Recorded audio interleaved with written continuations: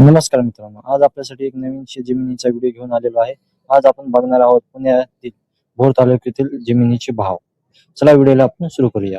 भोर भाग हा नैसर्गिक सौंदर्य, डोंगर रांगा, धरणे आणि शेतीसाठी प्रसिद्ध आहे. या भागातील शेती जमीन ही हवामान, पाण्याची उपलब्धता आणि सुपीक मातीमुळे अनेक लोकांसाठी महत्त्वाची मानली जाते. भोर तालुक्यातील शेती जमिनीचे भाव विविध कारणावर अवलंबून असतात. जमीन कोणत्या गावात आहे, मुख्य रस्त्यापासून किती जवळ आहे, पाण्याची सुविधा आहे का, वीज उपलब्ध आहे का, तसेच त्या परिसराचा विकास किती झाला आहे यावर जमिनीची किंमत ठरविली जाते.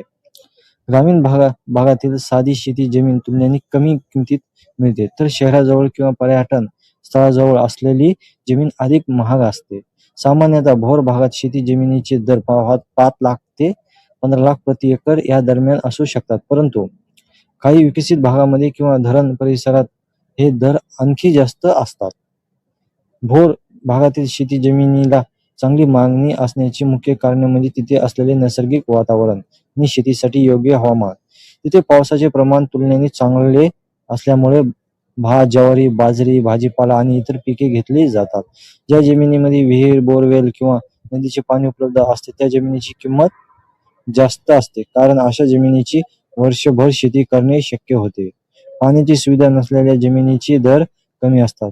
तसेच रस्ता असलेली आणि वाहन सहज जाऊ शकणारी जमीन अधिक महाग असते, कारण शेती उत्पादन बाजारासाठी नेणे सोपं जाते. जमिनीचे प्रकार देखील महत्वाचा असतो. सपाट आणि सुपीक जमीन शेतीसाठी उत्तम मानली जाते, त्यामुळे तिची किंमत जास्त असते. डोंगर, राळ किंवा खडकाळ जमीन तुलनेने कमी दरात मिळते. काही लोक भविष्यासाठी गुंतवणुकीसाठी जमीन खरेदी करतात. जर एखाद्या भागात भविष्यात रस्ते, रिसॉर्ट, फार्म हाऊस किंवा इतर विकास कामे होण्याची शक्यता असेल तर त्या भागात जमिनीचा दर वाढतात.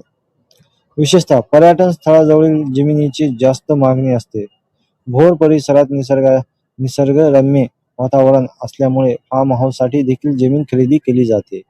शेती जमीन खरेदी करताना कागदपत्रांची तपासणी करणे अत्यंत आवश्यक असते. 7/12, उतारा, फेरफार, मालकी हक्क आहे का नाही, जमिनीवर कोणते वाद नाही, जी खात्री करून घेणं हा महत्वाचा असते.